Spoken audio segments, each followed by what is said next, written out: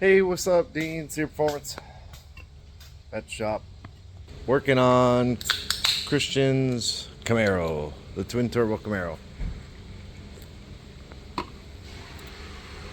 So I started out this morning. I came in, the 2-inch aluminum 90s all showed up, and I'll show that in a minute. I started doing that, and then I messed up one piece. This one. I notched it backwards. Should have notched it the other way, but that's all right. There's more coming. I'm just waiting for them to get here. But Hob switch, still waiting for. But what I did do was I wired up the pump. Oh, you can't even see it. It's actually that wire right there going up and in. It has that plug that I always use, like on the fans, the big amperage plug. And then I zip tied it, and then I painted all the brackets. Ran this up and in to the relay. Ground is here. I put a nylon lock nut.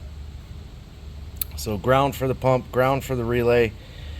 And then I ran the battery off of the post that I put back. I had cut that off. I put it back. Don't need this bracket. Then the trigger wire is over to the Hob switch. So I got the two wires running to there, and I put this one in loom. Went behind, crossed, over, around the fuse box, and it just kind of is extra long here. It's going to go in the fuse box in this end here, and then do one of those fuse taps, because that is a very low amp draw. That's just going to switch closed when it sees oil pressure and trigger the relay on. So I got all that done. Then I drilled and tapped the intake, pulled the throttle body. I had vacuumed it here, and then I pulled the throttle body, and there was a ton in there. So not a ton, but there was a bunch of aluminum shavings in there. So I vacuumed all that out, got it all back together. This is the only fitting I had that was even close to fitting a 5/16 line. It fits, but I hose clamped it just in case. It's onto the blow-off valve, hose clamped. Then this T is actually a little too big. As you can see, all the lines are kind of pregnant. So I shoved them in super tight. And this T leads to the back. That leads to that little clear vinyl hose that I then shoved through where his wiring comes out for something. I shoved through the firewall, and you can see it pokes out up here. You can't, it's not exposed anywhere. Oh, the door panel's falling off. Ain't that cool? So I tucked it all behind, and it comes out and then up over there, and it is pinched right now because he's gonna have to get a pod, like a gauge pod, to go on here.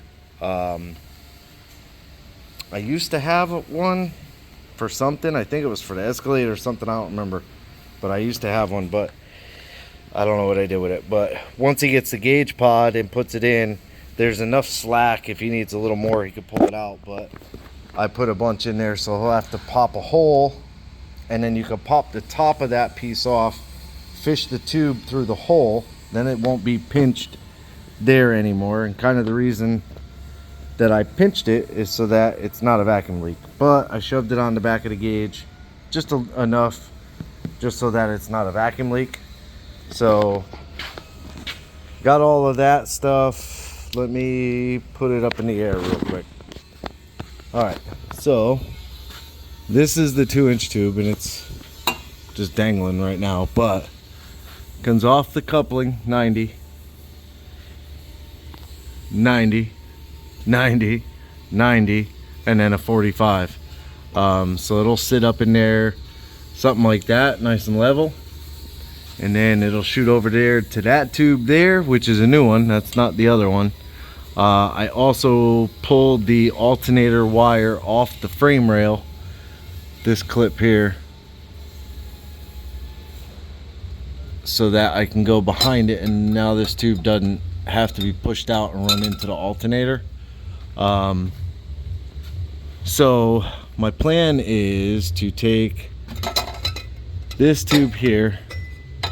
Obviously that piece of 2 inch is really long, but take this tube with the knurled end or bead,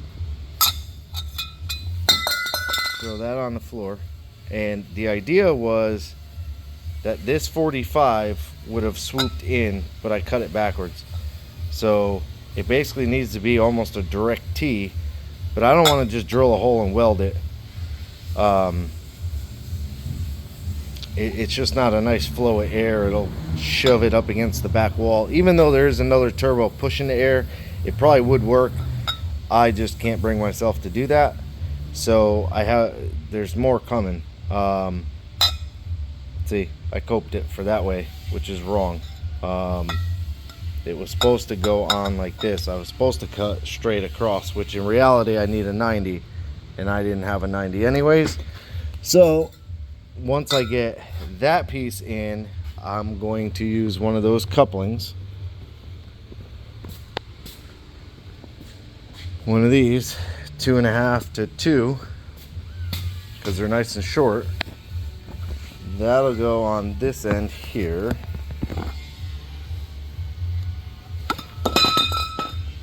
That end down there. Yep.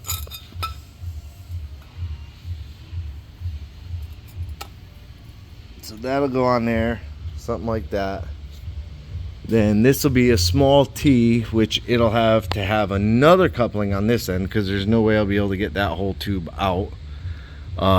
So the T will have to go up. I'll have to take this pipe out of the way a little bit, I think. I'm pretty sure. Roll it in, and then it'll sit right about here and connect to that 2-inch pipe. So that might be close to where it needs to be. And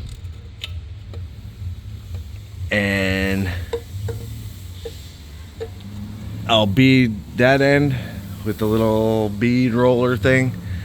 Put a 2-inch coupling on there, and then this piece will just have to turn and have a coupling.